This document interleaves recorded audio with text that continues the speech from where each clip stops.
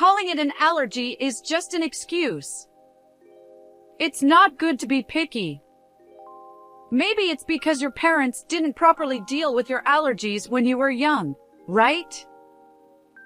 With a sneer, my mother-in-law mocked my sister, glancing back and forth between my father and me. Then, as if suddenly remembering something, she exclaimed in an exaggerated voice, "Oh! She's not great at cooking or cleaning either. Perhaps she wasn't properly taught those things." She looked at my sister's husband, seeking agreement, and added, "She's got a cute face, but it's a shame about those other things, isn't it?" My sister's husband smirked, too. But they won't be laughing for long.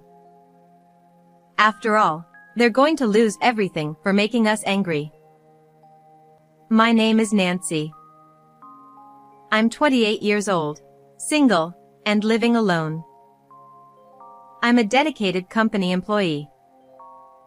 Given my age, I know it's time to start thinking about marriage, but I'm enjoying my work, and without anyone special in my life, it's something I've only vaguely considered for the distant future.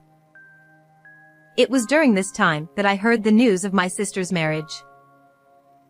My family consists of my father, who runs his own business in our hometown, my mother, a homemaker, and my sister Amy, who is 3 years younger than me. I might be biased, but my father doted on us, allowing us the freedom to pursue whatever we wanted. My mother, always smiling as she watched over my father and us, made our family feel like something out of a picture-perfect story. As for my sister Amy, she was an adorable and charming girl, the kind who could win over everyone around her, regardless of gender. There were times I thought it was unfair how cute she was, or that I envied her, but those thoughts would vanish whenever she came to me, calling, "Nancy! Nancy!" I've always found her irresistibly endearing. My father is the eldest of 5 siblings, most of whom live nearby, so our extended family is quite close. My mother also got along well with my aunts and uncles, so we often gathered for family events. Around that time, we were having one of those gatherings to celebrate the birth of a baby girl, born to my father's youngest sister, who had just had a late-in-life delivery. Although she's technically my aunt, she's only about 10 years older than me, more like an older sister. I was thrilled about my aunt's baby and excited to meet the newborn, so I returned home for the first time in a while. As I was catching up with my aunt and marveling at the tiny, newborn baby, realizing once again how incredible the birth of life is, I heard cheers coming from where my sister was. I glanced over to see my sister, slightly tipsy, her face flushed pink as she swayed while holding a glass of wine in both hands. She's drunk because she tried drinking something she's not used to. Sighing at the sight of my sister, who had likely overdone it in the spirit of celebration, I got up to help her. As I approached, my cousin noticed me, looked up in surprise, and began talking rapidly. "Nancy! Amy is getting married, isn't she?" What? I must have looked like a deer caught in the headlights at that moment. I'd heard she had a boyfriend, a civil servant, tall, handsome, the kind of guy who would pick her up after work. But marriage? I alternated my gaze between my cousin and my sister, who was giggling in her tipsy state. Amy, still laughing, said, "I haven't told you yet. Nancy!" My cousin, initially surprised, seemed to catch on to the fact that I wasn't satisfied with how casually the news had been dropped and quickly excused herself from the scene. After she left, I sat down on the cushion next to my sister, which still held some of my cousin's warmth. I took the glass that my sister was still holding onto and set it on the table. Then I cupped her cheeks with both hands, turning her to face me. "What's this all about?" Amy, realizing from my tone that I was not amused, finally apologized. I'm sorry. As I questioned her further, she confessed that she had asked our parents to keep it a secret from me because she wanted to tell me in person. Since I was home for the first time in a while, she had planned to tell me this time, but the moment never seemed right, and before she knew it, she got drunk and spilled the news to our cousin in the happy atmosphere. As I listened, I couldn't help but think how typical it was of my sister to bungle a surprise like this, yet it was also part of her charm. By the time she finished explaining, I no longer cared that she'd kept it a secret. In fact, I decided to tell everyone, including the part about how it was supposed to be a secret. Our relatives just laughed, saying that's exactly what we'd expect from Amy. There's one more thing I haven't told you, Nancy. There's more? I can't imagine what else it could be. I encouraged her to go on in a gentle voice, and she seemed to relax as she continued. When we get married, I'll be moving in with Jason's family, so I have to move out by next month. Jason is my sister's boyfriend. Well, husband now. The suddenness of it all made my eyes widen in surprise. You're going to live with his parents? Are you sure that's okay? Amy smiled and reassured me that she had met them several times and that they were really wonderful people. With her marriage announcement and the news that she wouldn't be able to visit home as often, the atmosphere that night was festive and lively. That conversation took place at the beginning of last month. So, she must have moved by now. I thought I should call her soon to check in, but just then, my phone rang. It was just before midnight. Wondering who it could be at this hour, I looked at the screen and saw Amy displayed.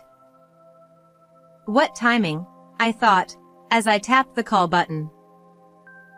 Hello? I answered, and immediately froze. Before she could speak, I could hear my sister sniffing, and it was clear she had been crying. Nancy? Sorry to call you out of the blue. Her voice wavered slightly, as if she was trying to hide the fact that she had been crying. Even through the phone, I could tell she was trying to sound cheerful. It's totally fine. Did something happen? I tried to keep my tone casual, not wanting to make her feel more stressed. Actually, I'm at the hospital right now. She couldn't hold back any longer and started to cry. The hospital? Why? Is her husband with her? I had so many questions, but I held back and just listened. I was brought in as an emergency. I hate to ask, but could you come pick me up? Why me and not her husband or in-laws? I wondered, but quickly realized there must be a reason. I asked for the name of the hospital, told her I'd be there soon, and ended the call. Since it was late at night, I arrived at the hospital more quickly than I expected. My sister was sitting quietly on a chair in the hospital lobby. I rushed over to her immediately. Up close, she looked much thinner than she had a month ago, and her face was pale, showing clear signs of exhaustion. I sat down beside her and gently asked if she was okay. I'm sorry for calling you so late. I'm feeling better now. That's good. But what happened? Why were you rushed to the hospital? She didn't seem to have any major injuries, so I wanted to understand what had happened. Her next words made me doubt my ears. I ate peanuts. I blurted out. What? Without thinking. My sister has a peanut allergy. She's dealt with it all her life, and our family has always avoided having peanuts at our meals. Why? Did you accidentally eat some? No, my mother-in-law. My mind went blank. I couldn't believe that anyone, knowing about her allergy, would intentionally give her peanuts. I asked if she had told her mother-in-law about the allergy. My sister turned to me, her eyes brimming with tears, and said, Of course I told her. But she said I shouldn't be picky just because I claim to have an allergy. Amy continued, explaining that even when she looked to Jason for help, he just told her to eat the peanuts because they were delicious, completely dismissing her concerns. Feeling like she couldn't refuse without causing a scene, my sister tried eating a small amount, hoping it would be okay. But soon after, she started having difficulty breathing.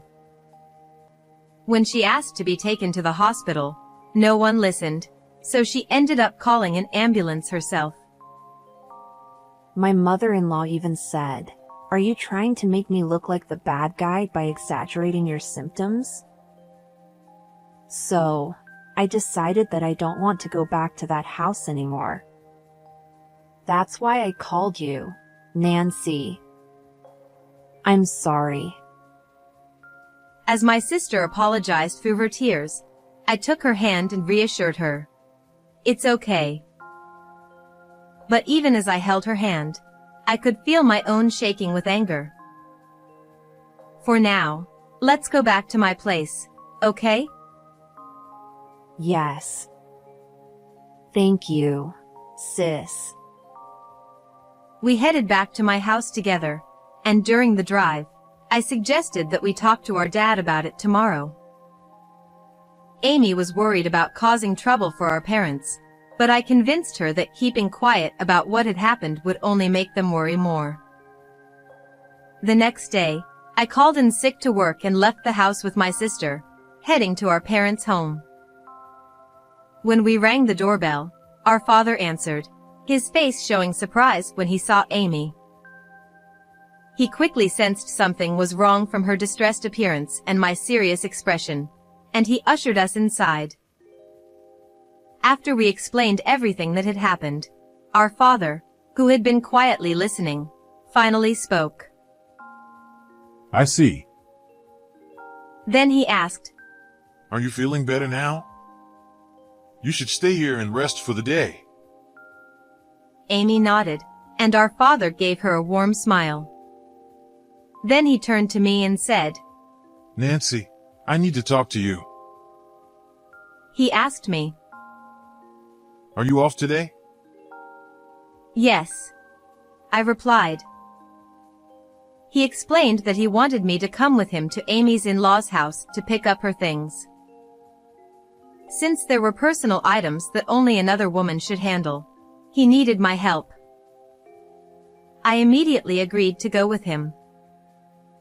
Seeing the worried look on Amy's face, I reassured her. Don't worry, Amy. Just take it easy.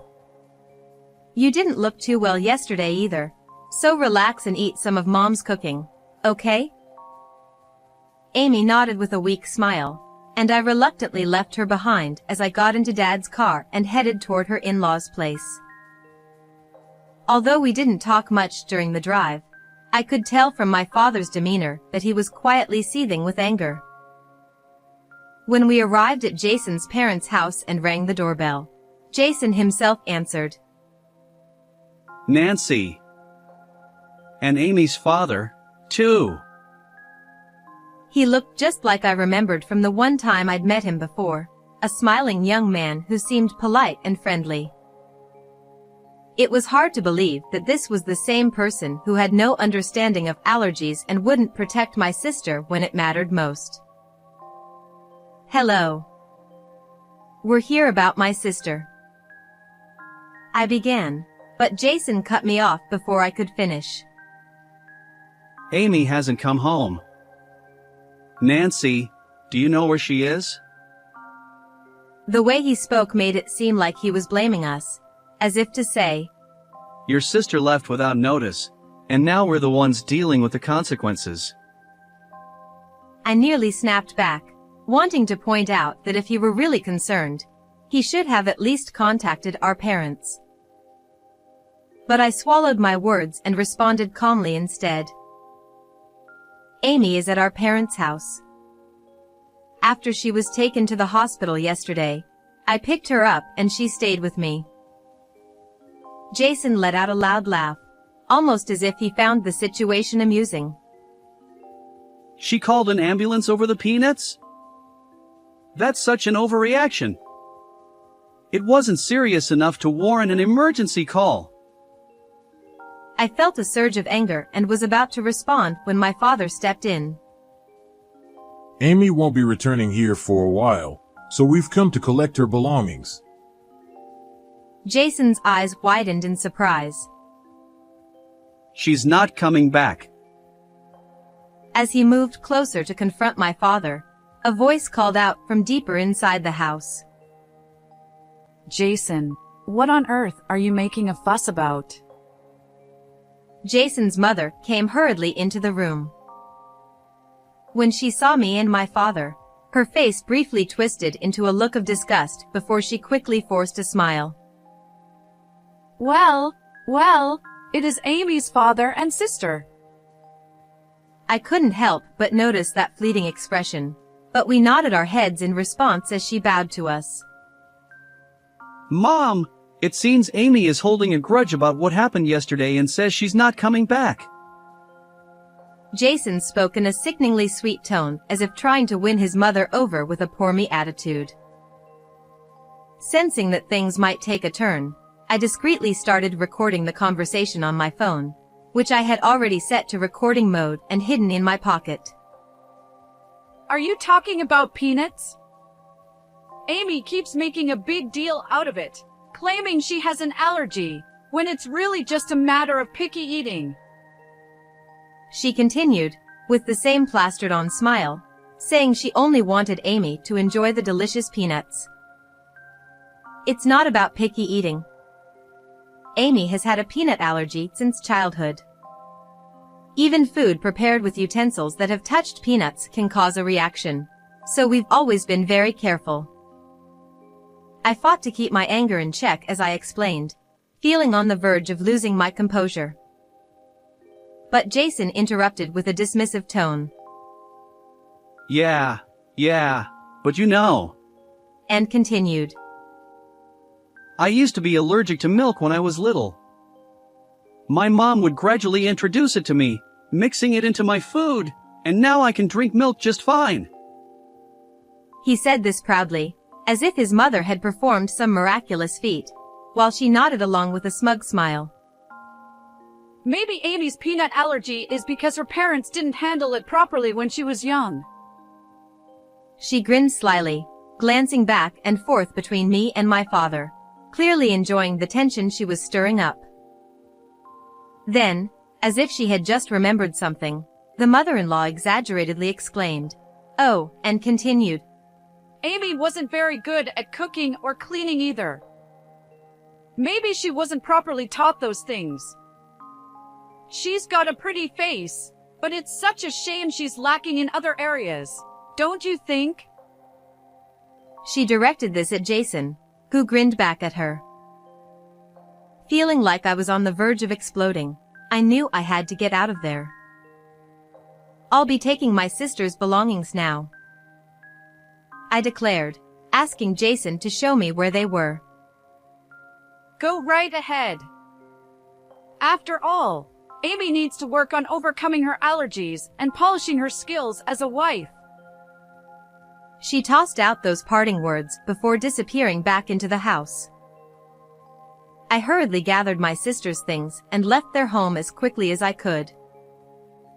On the drive back, I was so furious that I could hardly think straight, but my father was even more upset. Usually a careful driver, he was now driving in an unusually aggressive manner, clearly seething with anger.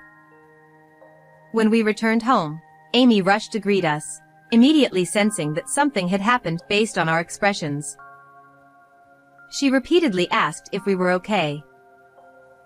What are you planning to do now, Amy? Her face fell, and she looked down, as if the weight of the question had just hit her. To be honest, they didn't show any concern for you at all, I told her. She looked up at me, forcing a smile as she replied, I see. I guess I was hoping for too much. Things never go as smoothly as you'd like. As she said this, she stared off into the distance, her eyes glistening with unshed tears, as if she had expected this outcome all along. Based on my mother-in-law's tone, I started to wonder if this incident was just the tip of the iceberg and if there had been other problems before. They'd throw away the food I made, saying it was too salty, or spill drinks on places I had just cleaned. Although I had suspected something was wrong, hearing the awful details made my head spin. I always thought that, one day, we would come to understand each other. Seeing her exhausted smile, I could only imagine how much she had endured, and it pained me to think about it. But after what happened this time, I realized we'll never understand each other. That's why I'm going to get a divorce. Perhaps relieved that her last bit of hope had been shattered, my sister said this with a bright smile. My father, hearing this, nodded deeply. You've done well up until now. He spoke gently, as if reassuring her. Leave the rest to me. Hearing this, my sister and I looked at our father with wide eyes. He responded with a mischievous smile. I've got a plan. A few days later, he told us that he would be going to pick up my sister's furniture and asked us to come along. My sister and I rode with him to her in-laws' house. Dad, 3 people isn't enough to move all that furniture, right? Father laughed heartily. Don't worry about that. I've got everything arranged. Although I was curious about what he meant by arranged, I trusted that things would be fine since it was him saying so. As we neared the house, I began to dread the thought of seeing those two again, but then cars began filling the driveway at my sister's in-laws' place. It was a large driveway, typical of a countryside house, but it quickly filled up. My sister and I were shocked as people began pouring out of the cars, our relatives, all arriving one after another. Now we won't have any trouble moving the furniture. Watching my father greet the arriving relatives, I finally understood what he meant by arranged. Noticing the large number of cars and people, my sister's mother-in-law and Jason came rushing out of the house in a panic. Amy! What is the meaning of this? Showing up with so many people all of a sudden? They looked as though they were about to lash out at my sister, so I quickly stepped in front of her to protect her. Then, my father stepped in front of me, and with a smile, said to them, Thank you for everything. My daughter has decided to divorce, so we're here to collect her belongings. At my father's words, my mother-in-law frowned. Divorce? I haven't heard anything about that. And we already packed up Amy's things recently, didn't we? Despite the tense atmosphere, my father continued with the same cheerful smile. Most of the furniture here is from when my daughter lived alone. Since it's furniture, I brought about 23 of our relatives along. With that, he turned to the nearby relatives. All right, I'm counting on you. The relatives began streaming into the house. Jason, perhaps trying to stop them, went inside with them. That left just me, my sister, my father, my mother-in-law, and 2 others outside. First, this is our lawyer, and she's my daughter's cousin. Cousin? What does she have to do with this? Mother-in-law looked up and down at the cousin and scoffed. And she's just kid. Indeed, one of the cousins was still a university student.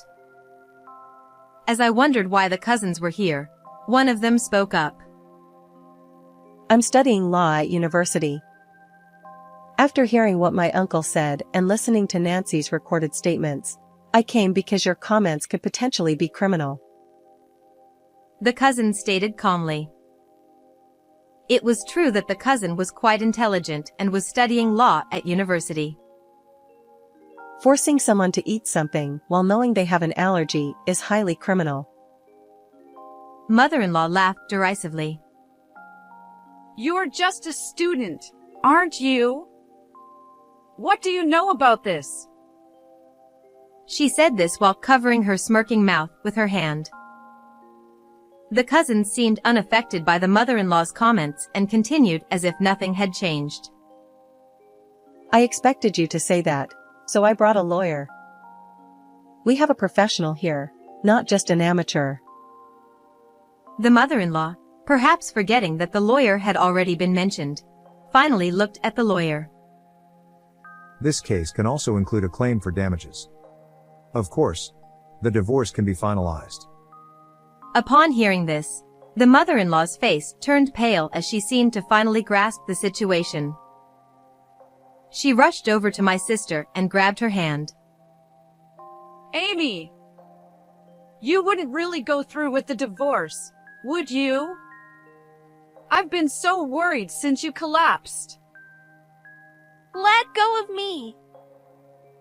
My sister interrupted the mother-in-law and wrenched her hand free.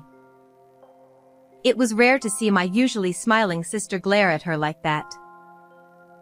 When I collapsed, not a single person was concerned. You all continued your meal as if I wasn't there. I will be going through with the divorce, and I will be claiming damages. Just as my sister finished speaking, a scream from Jason came from inside the house. Mom! All the furniture is being stolen! Seeing Jason clinging to the mother-in-law, crying, my sister exclaimed. What? Stolen? You're the one who had everything moved here under the pretense that you needed it. Those were my belongings that I paid for. As Jason tried to retort, the mother-in-law stopped him by grabbing his arm and whispered to him that the lawyer was present, which I overheard.